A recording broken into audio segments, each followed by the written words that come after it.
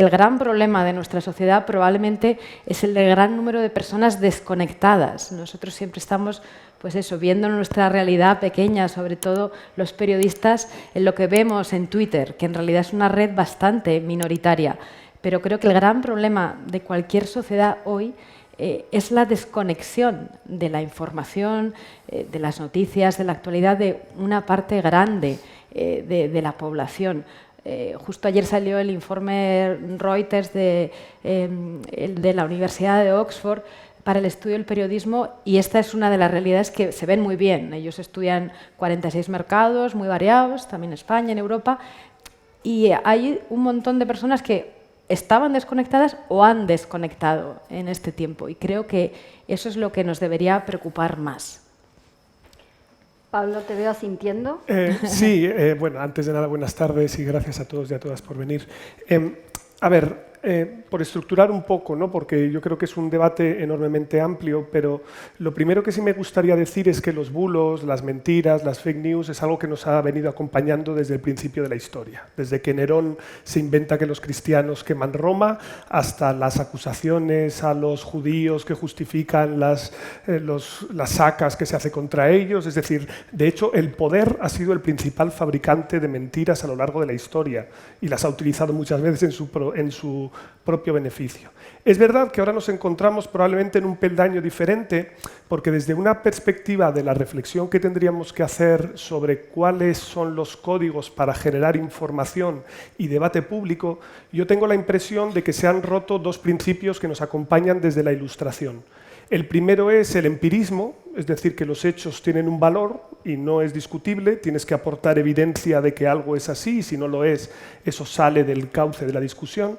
Y del otro lado, el apelar a la razón, ¿vale? El apelar a la razón como mecanismo para intentar persuadir, que todos en la práctica sabemos que esto no opera, pero al menos construimos esta ficción que encapsula a nuestras élites y a nuestros dirigentes en el tipo de argumentos que nosotros consideramos razonables en la esfera pública.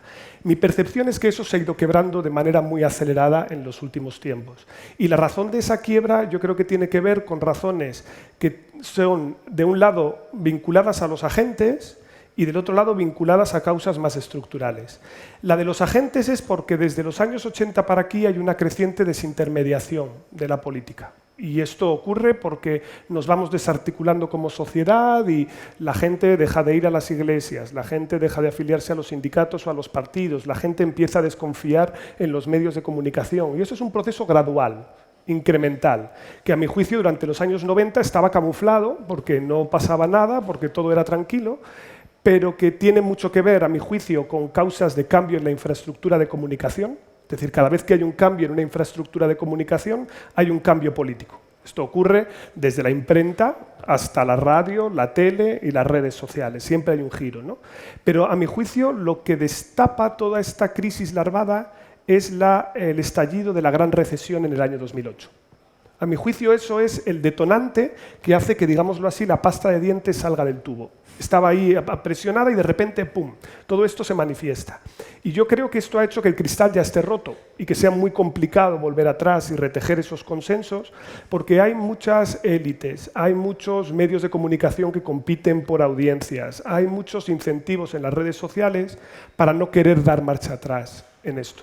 Por eso es cierto, se encapsulan más los debates, hay menos espacios compartidos, pero de nuevo, tiene mucho que ver con esta desintermediación y estas causas estructurales que hace que el mantener una conversación pública unitaria también se haya vuelto más difícil. Y yo siempre pongo el mismo ejemplo.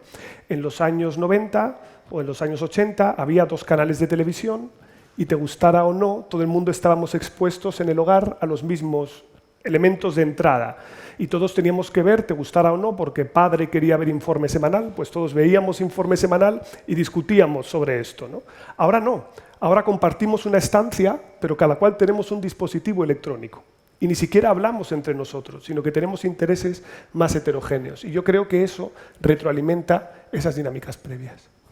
Súper interesante. Y en este escenario, bueno, la pregunta va a cualquiera, pero miro a Daniel que todavía no ha hablado, a ver si quiere contestar.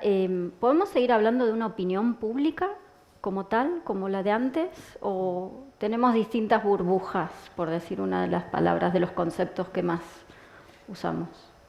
Bueno, yo creo que seguramente es distinto en diferentes países, ¿no? Me parece, por ejemplo, y eso María lo sabe mejor, que en Estados Unidos quizás sí que se ha atomizado más y a veces parece que estás hablando de realidades distintas, pero yo creo que, por ejemplo, pues en España me parece que tenemos visiones muy diferentes, muy divergentes, casi irreconciliables, pero a veces sobre los mismos hechos, ¿no?